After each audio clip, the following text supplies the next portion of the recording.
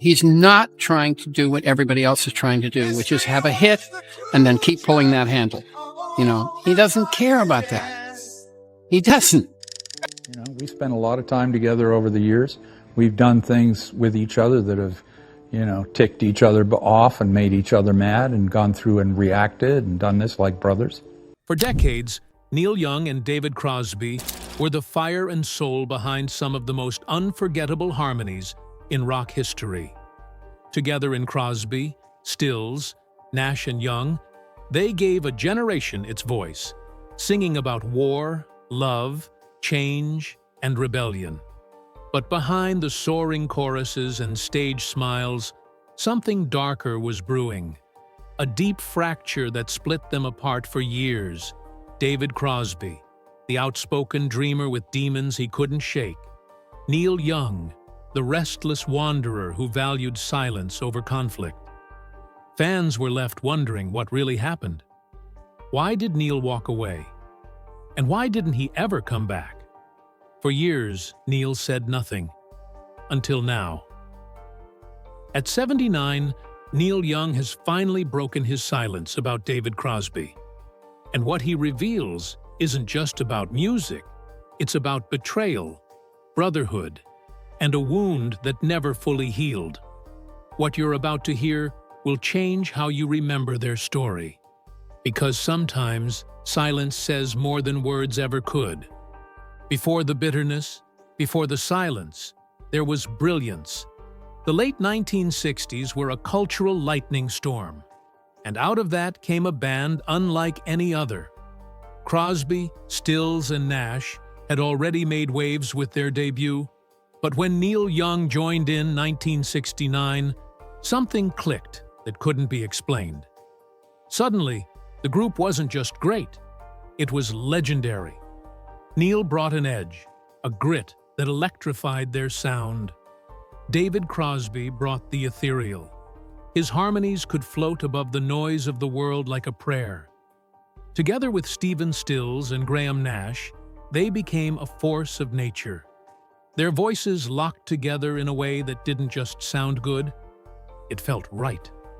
Their debut with Neil, Deja Vu, wasn't just an album, it was a revelation. Helpless, Carry On, Almost Cut My Hair. These weren't just songs. They were anthems for a generation lost in war, drugs, and doubt. CSNY wasn't about one man. It was about four radically different souls meeting in the middle of their chaos to make something transcendent. Off stage, it was a different story. Neil was never a joiner. Even when CSNY was at its peak, he refused to commit long-term. He would tour, then disappear. He'd record with the band, then retreat into his solo work. But the others respected that. Crosby especially. He saw Neil as a kindred spirit, a rebel who didn't need the spotlight to shine. In interviews, Crosby often referred to Neil as our X Factor. He knew the band's chemistry depended on Young's wild unpredictability. And for a while, it worked. Their shows sold out, their albums went platinum, and their message mattered. Fans believed these four voices could change the world. But the cracks were always there, between the egos, the addictions, the personal demons. Neil began pulling further away, less interested in playing peacekeeper or babysitter. And Crosby, always the most fragile and outspoken of the four, struggled with his growing dependence on drugs and the instability that came with it. Still, despite the backstage chaos, the music soared. Because for Neil and David, there was still a thread connecting them. A creative current neither could deny. That bond, however strained, was rooted in more than just notes and melodies. It was forged in a time when they needed each other to survive the whirlwind of fame. But as the 70s faded into the 80s and the world around them shifted, so did that bond. What began as harmony was slowly becoming discord. And as we'll soon see, it wouldn't take long for that discord to explode into something far more personal and far more permanent. The bigger the spotlight grew, the darker the shadows behind it. As Crosby, Stills, Nash, and Young became a defining sound of the 70s, the pressure mounted. Audiences expected perfection, but what they got, especially behind the scenes, was chaos barely held together by melody. Neil Young, always the lone wolf, was starting to resent the circus, while David Crosby, once the spiritual core of the group, was spiraling. Drugs weren't just a problem, they were a lifestyle. Heroin, cocaine, freebasing, it didn't matter. Crosby was in deep, his once bright eyes dulled by addiction. His behavior became unpredictable. Recording sessions would be delayed. Gigs would be tense. One moment he'd be floating in harmony, the next slurring in a haze. And Neil? He was watching it all collapse. Neil had his demons too, but he carried them in silence. He valued control, clarity, especially when it came to music. Watching Crosby deteriorate wasn't just frustrating, it was heartbreaking. Neil once said, "I need to feel the music breathe, and I can't do that when it's suffocating." The dysfunction wasn't just damaging their friendships, it was poisoning the art. Neil began walking out of sessions midway, sometimes refusing to show up at all.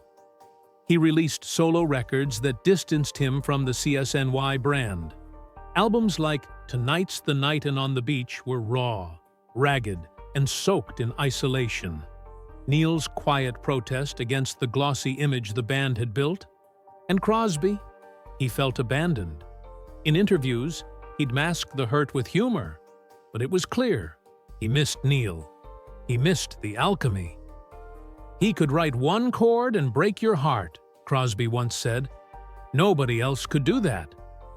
But admiration wasn't enough to mend the cracks. Their dynamic had become toxic. Neil wanted progress. Crosby couldn't even find the ground beneath his feet. Still, the band kept trying to reunite. Tour, record, smile for the cameras.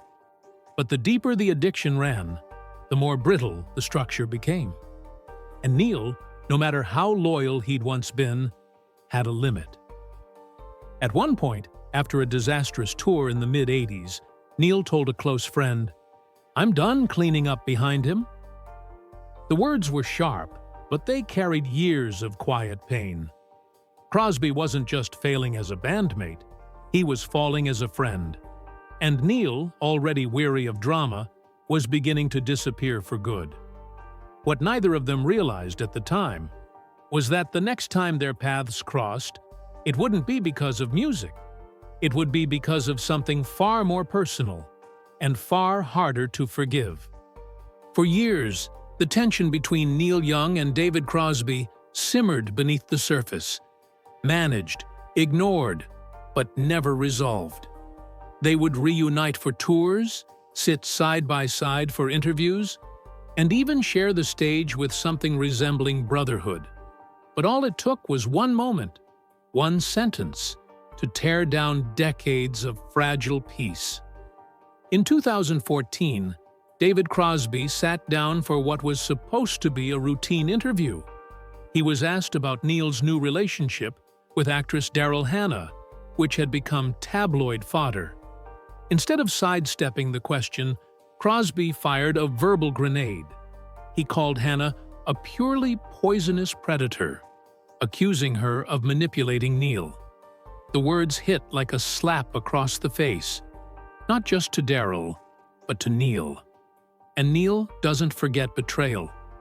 Friends say he was livid, shocked that someone he once called a brother would go after the woman he loved in such a cruel, public way. This wasn't about music anymore.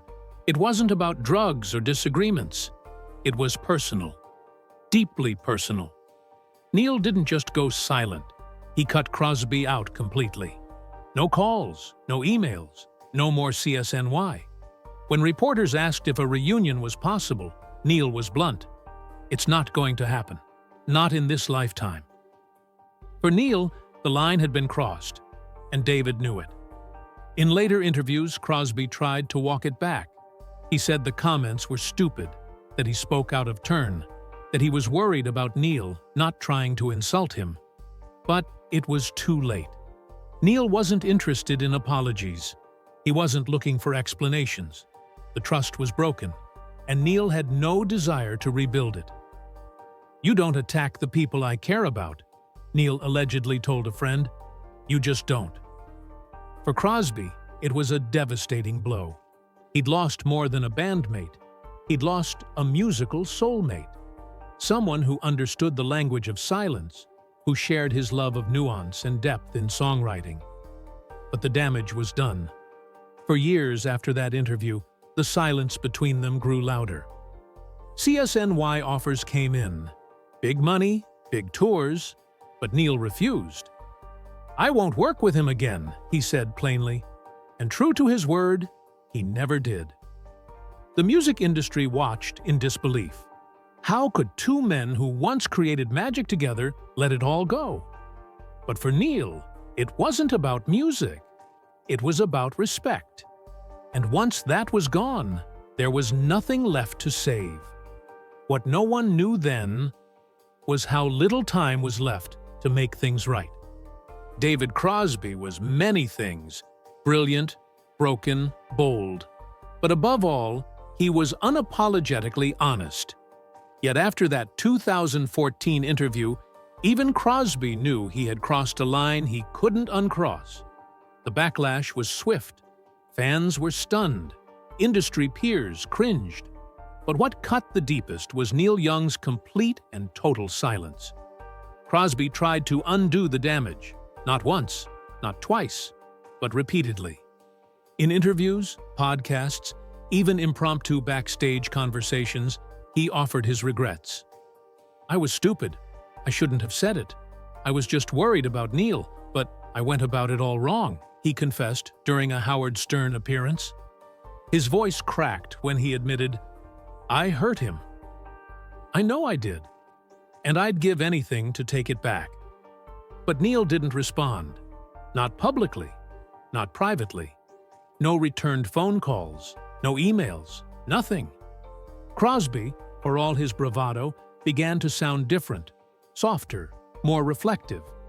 He wasn't begging for a CSNY reunion. He was begging for forgiveness. "He was my friend," Crosby said in a quiet moment during a Rolling Stone interview. "And I miss him.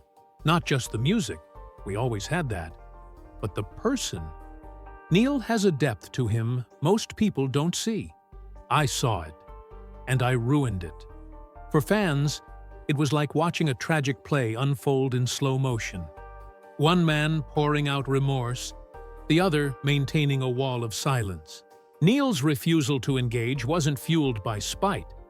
It was about boundaries. Once trust was violated, Neil wasn't the type to revisit the ruins. He'd been through too much, lost too many people, watched too many friends self-destruct. He wasn't going to be dragged into another emotional maelstrom, so he stayed silent. Meanwhile, Crosby aged, slower, softer, visibly carrying the weight of regret. He continued to make music, kept collaborating, but there was always an unspoken wound. He often spoke fondly of Stephen and Graham, but whenever Neil's name came up, the air changed. "He was the best of us," Crosby would say, then pause. "And I ruined that." For all his flaws, Crosby's apologies were real, raw. He didn't sugarcoat what he'd done, and he didn't expect forgiveness. But you could hear the longing in his voice, the ache of someone who knew he wouldn't get another chance. Still, every time a CSNY reunion rumor floated around, fans hoped. Maybe Neil would come around. Maybe they'd share one more stage. But that moment never came. Neil stayed the course, quiet, distant, and unreachable. And then, just as suddenly as the feud had exploded into public view, it ended, not with a call or a hug or even a final song, but with death. The one thing no apology could undo. The one thing that would finally bring Neil Young's silence to an end. On January 18, 2023, the music world lost one of its loudest, most complex voices. David Crosby died at the age of 81, leaving behind a legacy that was equal parts genius and turbulence. Tributes poured in from across the globe. Fans, artists, friends, and former bandmates all shared stories of his impact. But one name was missing: Neil Young. He said nothing. No post, no statement, no interview. The silence was deafening. For a while, it seemed like Neil would never acknowledge Crosby's passing. That maybe the wound still ran too deep. But grief doesn't always follow the rules. It can arrive quietly, under the cover of night, long after the world stops watching. And when Neil finally spoke, it wasn't through a press conference or polished eulogy. It was a few raw, carefully chosen words posted to his website. David is gone. He was the heart of our harmonies, the soul of our sound. I remember the best of times. That was it. No fanfare, just truth. Honest, restrained, and quietly devastating. For a man like Neil, whose every note is carefully weighed, whose silences speak louder than most people's screams, it was a thunderclap. It told the world he had felt the loss. He had mourned the man who once stood beside him in front of thousands. But Neil didn't offer forgiveness. He didn't rewrite the past. What he offered was acknowledgement of the art they made, the moments they shared, and the irreversible fact that there would be no more chances. No phone calls, no reconciliations, no final jam session. David was gone, and whatever needed to be said would now have to be whispered to memory. For years, Neil had refused to speak of Crosby, and now that he finally did, the brevity of his words spoke volumes. The best of times. That's where he chose to leave it. Not in the betrayal, not in the headlines, but in the music. In the moments where four voices fused into one. In the laughter before the fractures. In the silent understanding between two restless souls who burned too bright and too fast. David Crosby's death didn't reopen old wounds. It confirmed they'd never really healed. And for Neil Young, that realization changed everything. Because some goodbyes don't come with closure.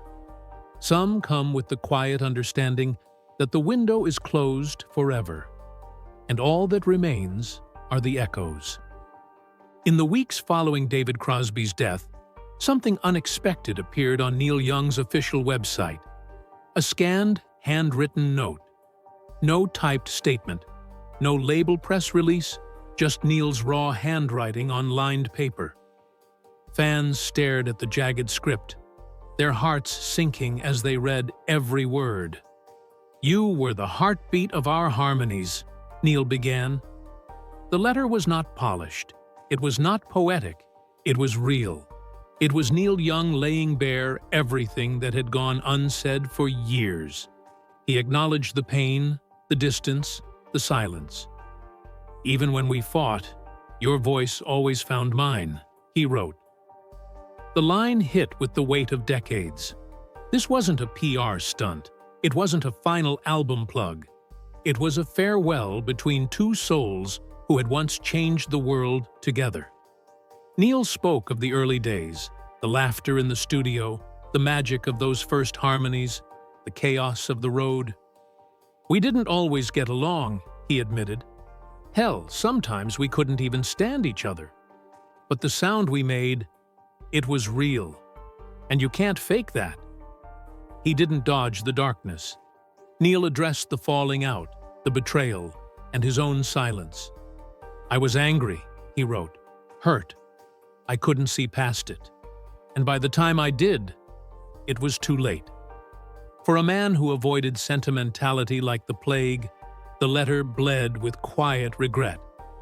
But it wasn't just sorrow. It was gratitude. Neil thanked David for the music, for the moments that defined an era.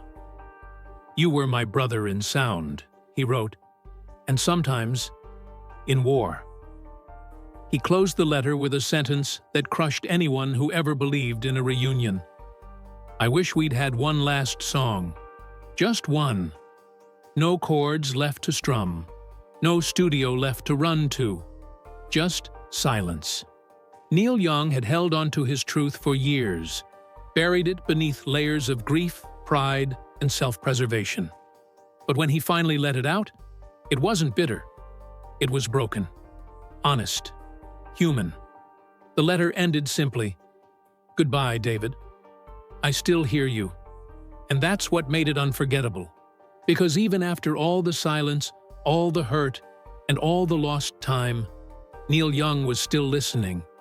Not to the interviews, not to the headlines, but to the voice that once soared beside his own. And even now, in the quiet, he still hears it. Silence can be peaceful, but sometimes it's crushing. For Neil Young, silence wasn't just a habit.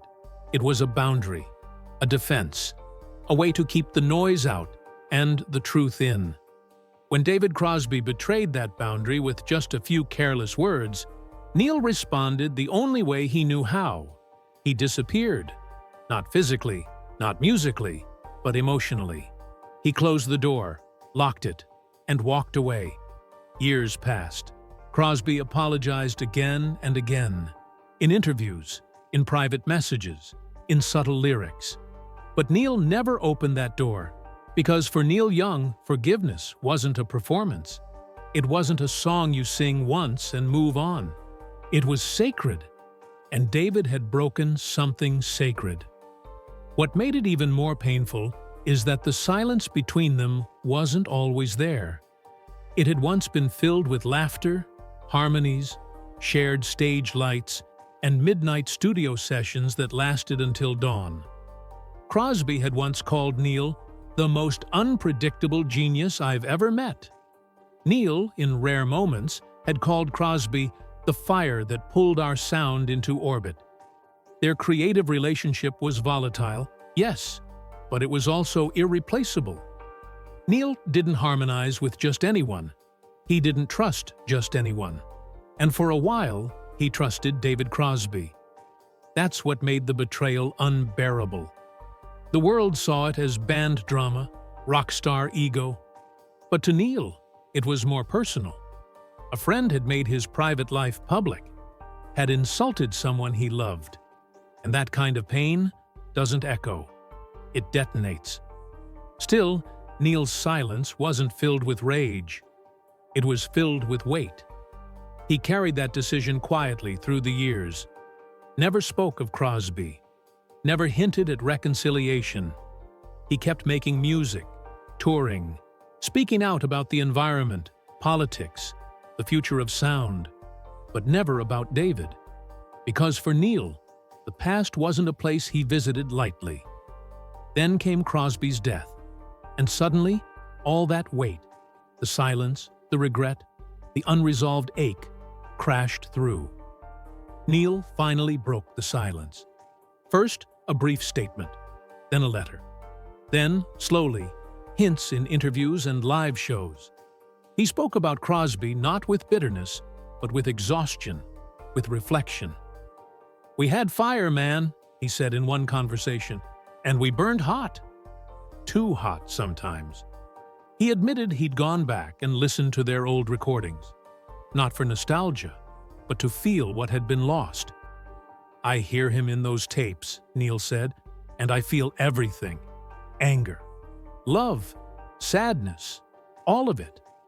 It's right there in the harmonies." That admission, the act of revisiting the past, was monumental for Neil. He didn't do it to perform closure for the media. He did it because he needed to feel the presence of the man he once called a brother. He talked about how grief changes you, how silence stops feeling safe and starts feeling like a prison. "I kept quiet for years," Neil said. "Thought it was the right thing to do. But silence doesn't heal anything. It just hides the wound." In one especially emotional moment, Neil confessed something that stunned fans. He said he wished he had reached out. Not for a reunion, not for a tour, just to talk, just to say he remembered the good, just to tell David that despite everything, he still mattered. But time had taken that chance away, and Neil was left with the weight of silence, now heavier than ever. The final blow came during a concert when Neil surprised the crowd by playing Helplessly Hoping, a song long associated with Crosby's haunting harmonies. His voice cracked as he sang it, and when the final chord faded, Neil stood there, silent again. But this time, that silence wasn't a wall.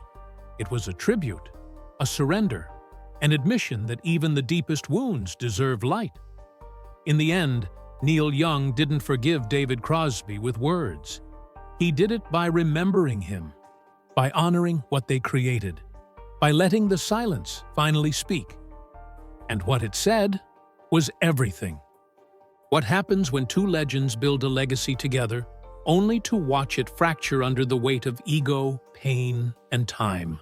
What remains when the music fades, when the apologies come too late, and when the final goodbye is delivered in silence? For Neil Young and David Crosby, the answer lies not in headlines or documentaries, but in echoes, the kind that never really go away. They were never meant to be ordinary. From the moment their voices first collided, something alchemical happened. Crosby's layered harmonies wrapped around Neil's rugged melodies like sunlight through smoke. It wasn't perfect, it wasn't polite, but it was real. Together with Stills and Nash, they shaped the soul of a generation. Anti-war protests, Woodstock, heartbreak, defiance, it was all woven into their sound. But behind the stage lights, behind the albums that changed lives, they were just two men trying to hold on to something bigger than themselves. David, the wild romantic with demons clawing at his heels. Neil, the stoic craftsman haunted by loss and driven by purpose. Their differences created the spark, but that same spark set fire to everything they built. The betrayal in 2014 was more than a headline. It was a rupture of something deeply human. And while Crosby tried to put the pieces back together with public apologies and open pleas, Neil stood his ground, not out of pride, but out of pain. He wasn't being cold, he was being honest. But honesty doesn't heal all wounds. And by the time David passed, the window had closed forever. Still, something shifted in Neil when Crosby died. The man who had spent years dodging questions, dismissing reunions, and locking the door on the past, finally opened it, if only a crack. Not with bombastic tribute shows or Grammy speeches, but with a few handwritten lines, a song played under dim lights, and a voice trembling through old lyrics. "I still hear you," Neil wrote, and that sentence carried more weight than 1,000 interviews. Because even after all the bitterness, all the years of silence, all the unspoken hurt, what survived wasn't the feud. It was the music, the harmonies, the moments frozen in time. Neil once said that songs are like ghosts. They haunt you, follow you, remind you of everything you tried to forget. And David Crosby was a ghost that never really left. Not in Neil's heart, not in his melodies, not in the soul of the music they made together. There's a lesson in their story, buried beneath the guitars and headlines, a truth we all eventually face. That time doesn't wait. That pride can cost us final moments. That sometimes the people we love the most are the ones we push away hardest. And that silence, no matter how safe it feels, is never a substitute for saying what needs to be said. Neil Young is 79 now. He's still writing, still performing, still chasing that elusive sound only he can hear. But somewhere in every chord, in every echo, there's a trace of David Crosby, a harmony that lingers, a friendship that burned, broke, and refused to be forgotten. Because in the end, what they created wasn't just music. It was memory. And memories, like songs, never truly die. They just keep playing long after the last note has faded.